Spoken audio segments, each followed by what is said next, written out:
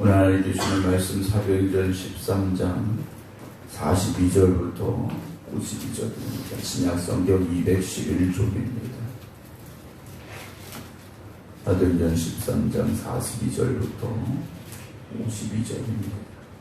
그들이 나갈새 사람들이 청하되 다음 안식일에도 이 말씀을 하라 하더라. 회당의 모임이 끝난 후에 유대인과 유대교에 입교한 경건한 사람들이 많이 바울과 바나바를 따르니 두 사도가 더불어 말하고 항상 하나님의 은혜 가운데 있으라 권하니라. 그 다음 안식일에는 온 시민이 거의 다 하나님의 말씀을 듣고자 하여 모이니 유대인들이 그 무리를 보고 시기가 가득하여 바울이 말한 것을 반박하고 비방하거늘 바울과 바나바가 담대히 말하여 이르되 하나님의 말씀을 마땅히 먼저 너희에게 전할 것이로되 너희가 그것을 버리고 영생을 얻기에 합당하지 않은 자로 자처하기로 우리가 이방인에게로 향하노라. 주께서 이같이 우리에게 명하시되 내가 너를 이방의 빛으로 삼아 너로 땅 끝까지 구원하게 하리라 하셨느니라 하니 이방인들이 듣고 기뻐하여 하나님의 말씀을 찬송하며 영생을 주시기로 작정된 자는 다 믿더라. 주의 말씀이 그 지방에 두루 퍼지니라. 이에 유대인들이 경건한 귀부인들과 그 신에 유력한 자들을 선동하여 바울과 바나바를 박해하게 하여 그 지역에서 쫓아내니 두 사람이 그들을 향하여 발에 티끌을 떨어버리고 이고니온으로 가거늘 제자들은 기쁨과 성령이 충만하니라. 아멘. 할렐루야. 우리가 함께 앞에 나와 예배드리는 모든 성도여러분들, 특별히 김준원 권사님 몸이 아프셔서 오랜만에 또 나오셨는데 주님의 이름으로 축복합니다. 오늘 온라인으로 함께 예배드리고 계신 김정원 장로님, 박정순 권사님, 정봉 권사님, 김효 권사님, 김경호 장로님, 안진환 권사님, 박용규 권사님, 임승자 집사님, 김근호 권사님, 이숙정 권사님, 유기환 권사님, 그리고 검사를 위해서 병원에 입원해 계신 이기천 장로님 주님의 이름으로 축복합니다. 우리가 복음을 전하다 보면 복음을 기쁨으로 영접하는 사람들도 있지만 또 복음에 대해서 아주 강하게 대적하는 사람들을 만나기도 합니다. 그래서 복음은 전하면서 기쁨이 있기도 하지만 때로는 복음을 전하는데 왜 이렇게 힘들까라는 그런 낙심이 우리에게 찾아오기도 합니다. 그러나 복음을 영접하든 영접하지 않든 우리가 전해야 될 사명이 있다라는 것을 잊지 마시고 때로는 힘들고 어려워도 때로는 기쁨과 또 감사함이 있음을 우리가 기억하면서 영혼을 살리는 구원의 복음을 힘써 전할 수 있는 저 여러분들이 되기를 소망합니다. 왜냐? 바울이 전에도 믿지 않는 사람이 있었다는 거죠. 여러분, 바울이 전에도 믿지 않는 사람이 있었습니다. 아니요, 예수님이 오셔서 말씀 전했는데도 대적하는 사람들이 있었다는 것을 우리가 말씀을 통해서 보지 않습니까?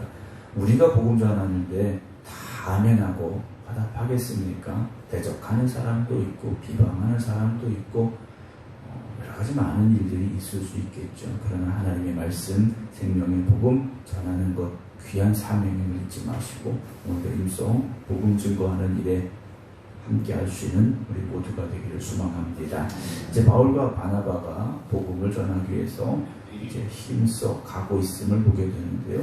지금은 이제 터키 지역으로 복음을 전하러 간 겁니다. 복음 전하러 가서 이제 복음을 전했죠. 안식일에 가서 이제 복음을 전했는데 42절에 그들이 나갈새 우리를 말하면 예배가 끝나고 가는 상황인데 예배 참석했던 사람들이 바울과 바나바에게 요청을 합니다. 무엇이라고 요청하냐면 다음 안식일에도 라고 말하죠. 다음 주일에도 이 말씀을 하라 그래요. 당신들이 오늘 전한 이 말씀, 즉 복음이지 않습니까? 예배 참석했던 이들이 다른 거 하지 말고 지금까지 회당에서 들었던 그 말이 아니라 당신들이 증거하는 이 복음에 대해서 듣고 싶다. 그 복음을 좀 우리에게 또 얘기해달라라고 요청하고 있음을 보게 되죠. 복음의 맛을 깨달은 사람, 표현 좀 그렇긴 합니다만 복음의 진리를 깨달은 사람은요 다시 찾을 수밖에 없고 다시 듣고 싶을 수밖에 없다라는 것이죠. 이들이 바울과 바나바에게 요청을 했습니다. 43절 회당의 모임이 끝난 후에 유대인과 유대교에 입교한 경건한 사람들이, 즉 유대인은 원래 유대인들이고 유대교에 입교한 사람들은 그 지역에 살고 있었던 터키 사람들입니다. 이방인들이죠. 이 사람들이 많이 바울과 바나바를 따르니라고 되어 있습니다. 그러니까 이들이 복음을 듣고 바울과 바나바를 따라다니고 있는데 두 사도가 더불어 말하고 라고 되어 있습니다. 그러니까 이 복음을 들었던 사람들이 궁금해서 묻기 시작하는 겁니다. 이게 무슨 이야기냐? 이게 무슨 이야기냐? 묻고 바울과 바나바는 거기에 대해서 대답해주고, 이런 말씀에 대한 교제가 예배 뒤에도 계속되었다라는 거죠. 우리가 말씀이라는 것은 설교 시간에 듣는 것으로 끝나는 게 아니라는 거죠. 말씀을 읽고 묵상하고 또 말씀을 듣고 함께 그 말씀을 가지고 교제 나누고, 우리가 그런 아름다운 모습들이 교회 안에 또 우리의 모임 안에 있어야 됩니다. 우리가 성도들이 모여서 이야기 나눌 때는요, 세상 이야기하는 거 아니지 않습니까? 말씀에 대해서 이야기하고 우리가 받은 은혜에 대해서 서로 나누고 힘들고 어려운 이들을 격려해주고 위로해주고 기도해주고, 우리가 그런 영적인 교제가 우리 교회 안에 계속되어져야 됩니다. 우리가 말씀을 빼놓고서는요, 교회가 존재할 의미가 없지 않습니까? 우리가 여기 모여서 밥 먹고, 물론 세상적인 어떤 위로도 해주고, 이건 말씀 없이도 다 할 수 있는 겁니다. 복음 아니어도 사랑 많은 사람, 정 많은 사람들은 다 할 수 있는 겁니다. 그러나 복음이 더해질 때 교회는요, 구원의 망주가 될 수 있는 것이고요, 영혼을 살리는 곳이 될 수 있음을 우리가 잊지 말기를 소망합니다. 항상 하나님의 은혜 가운데 있어라 라고 바울과 바나바가 그들에게 권했다라는 거죠. 성도들은요, 하나님의 은혜 안에 있어야 됩니다. 물론 이 말 속에는 바울의 염려가 담겨 있을 수도 있습니다. 이들이 복음에 집중하는 것이 아니라 바울과 바나바에게 집중할 수도 있기 때문에 우리는 하나님의 은혜 안에 있어야 된다 라고 권하고 있죠. 그리고 이것만큼 중요한 게 없습니다. 우리가 일주일 동안 살아가면서 하나님의 은혜 안에 거해야 됩니다. 은혜를 떠나서는요, 은혜 아니면 아무것도 아니지 않습니까? 우리가 삶 속에서 말씀이 깨달아지면 사실 돌아보면 모든 것이 하나님의 은혜지 않습니까? 지난밤에 잠을 잘 수 있었던 것도 하나님의 은혜고, 오늘 우리가 눈을 뜰 수 있었던 것도 하나님의 놀라운 은혜고, 눈을 떴는데 열심을 가지고 이 자리까지 나오고, 또 각 가정에서 믿음의 재단을 쌓아 말씀 듣고 기도하는 것, 이 얼마나 큰 하나님의 은혜입니까? 우리가 은혜 가운데 있어야 됩니다. 44절에 그 다음 안식이 되는, 그렇게 일주일이 지나고 그 다음 안식일이 됐습니다. 온 시민이 거의 다 하나님의 말씀을 듣고자 하여 모였다라고 되어 있습니다. 물론 온 시민이 거의 다 왔다고 그래서 그곳에 있던 동네 사람 다 모였다라고 보기에는 조금 어려울 수 있겠습니다만, 말씀을 들었던 사람은 다 왔다라는 거죠. 그리고 권하여 또 데리고 왔겠죠. 많은 사람들이 왜 모였습니까? 하나님의 말씀 듣고자 모였다라는 거죠. 그러니까 말씀 들은 사람들이 가서 전한 겁니다. 가서 저 바울과 바나바라는 사람이 전하는 하나님의 말씀을 듣자. 그리고 그렇게 권해서 사람들이 여기 모였다라는 거죠. 물론 이 회당에 하나님의 말씀이 없었던 게 아닙니다. 구약의 말씀이 선포되고 있었는데 그 구약의 말씀 속에 증거되고 예언된 예수 그리스도에 대한 복음이 없었다라는 거죠. 오늘 이 순간에도요, 수많은 교회들이 새벽에 말씀을 나누겠죠. 오늘 주일날 수많은 교회들이 또 예배를 드릴 겁니다. 그러나 그 예배 속에, 그 말씀 속에 복음이 있어야 된다라는 거죠. 복음이 없이는 안 되는 겁니다. 하나님의 말씀, 그 말씀 속에 담겨져 있는 생명의 복음을 우리가 듣고자 해야 되고 전해야 되고, 그 복음이 우리를 이끌어 갈 수 있어야 되는데요, 이 아름다운 또 복된 일들을 보면서 45절에 유대인들이 그 무리를 보고 시기가 가득하여 바울이 말하는 것을 반박하고 비방했다라고 되어 있습니다. 복음의 역사가 일어나는데 유대인들은요, 오히려 바울이 말하는 것을 아니야, 그 사람 잘못된 거 말하는 거야, 그렇게 하는 거 아니야 하면서 반박하고 비방했다라는 겁니다. 여러분, 오늘 이 시대의 교회는 모두가 다 하나님의 교회입니다. 우리 교회, 니네 교회, 이게 아니죠. 다 하나님의 교회입니다. 그래서 하나님의 교회는요, 말씀의 역사가 있어야 되고 영혼 구원의 역사가 있어야 되고, 그래서 교회는요, 부흥해야 됩니다. 뭐 우리 교회가 부흥하는 거 아니니까 배 아파하고 뭐 이런 것이 아니라는 거죠. 하나님의 교회라는 겁니다. 하나님의 교회는요, 말씀이 흥황하여 든든히 서가는 교회가 되어져야 된다는 거죠. 우리 교회도 서가야 되고요. 우리 지역에 있는 교회들이 세워져야 되고요. 그래서 이 나라에 다시금 부흥의 불길이 일어나야 되고요. 말씀의 역사가 다시금 회복될 수 있어야 됩니다. 46절에 바울과 바나바가 담대히 말합니다. 복음은요, 담대히 선포하시기 바랍니다. 그러려면 내 안에 확신이 있어야 되고 고백이 있어야 되는 거죠.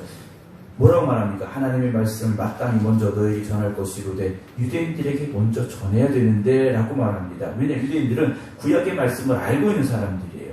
구약에 이미 하나님께서 어떻게 선자들을 통해서 예수 그리스도 즉 메시아를 보내실 것에 대해서 말씀을 주셨는데 그들이요 그 복음에 대해서 거부하고 있다는 거죠. 너희가 그것을 버리고 라고 되어 있습니다. 여러분 말씀을 들을 때 그 말씀을 아멘으로 화답하지 않냐고 내 안에 말씀을 받아들이지 않으면 말씀을 버린다는 거죠. 하나님의 말씀을 버리는 거라는 겁니다. 영생을 얻기에 합당하지 않은 자로 자처하기로 우리는 구원받고 싶지 않다. 이것밖에 안 된다라는 거죠. 그래서 바울이 뭐라고 말할까? 우리가 이방인에게로 향한다라고 말해요. 유대인의 회당에서 하나님의 말씀을 전했는데 다른 거 이야기한 거 아니지 않습니까? 유대인의 회당에서 하나님의 말씀 전했는데 그들이 영접하지 않고 그 복음을 받아들이지 않으니까 우리는 이방인한테 간다 라고 말하면서 47절 이사야 49장에 있는 말씀을 말합니다. 내가 너를 이방의 빛으로 삼아 너로 땅 끝까지 구원하게 하리라. 복음은 유대인들만을 향한 것이 아니라 구약에도 이미 이방의 빛으로 삼아라는 하나님의 말씀이 선포되었다라는 거죠. 그래서 바울과 바나바는요, 그 말씀 의지해서 어디로 가는 겁니까? 이방인들에게로 간다라는 겁니다. 유대인들에게 먼저 생명의 말씀이 증거됐는데도 받아들이지 않으니 나는 이방인에게로 간다 선포하는 거죠. 48절 이방인들이 듣고 기뻐합니다. 왜 기뻐했겠어요? 아니 율법에 그리고 구약 성경에 이방인의 빛이다? 야, 이방인에게도 이 말씀이 선포되는 것이 맞구나 라고 이들이 듣고 기뻐하는 거지 않습니까? 하나님의 말씀은 유대인에게만 주는 것이라고 생각했고 유대교인이 되어야만 된다고 생각을 했는데 그게 아니더라는 거죠. 하나님의 말씀을 찬송하며 영생을 주시기로 작정된 자는 다 믿더라 하고 있습니다. 영생을 주시기로 작정된 자는 누구겠습니까?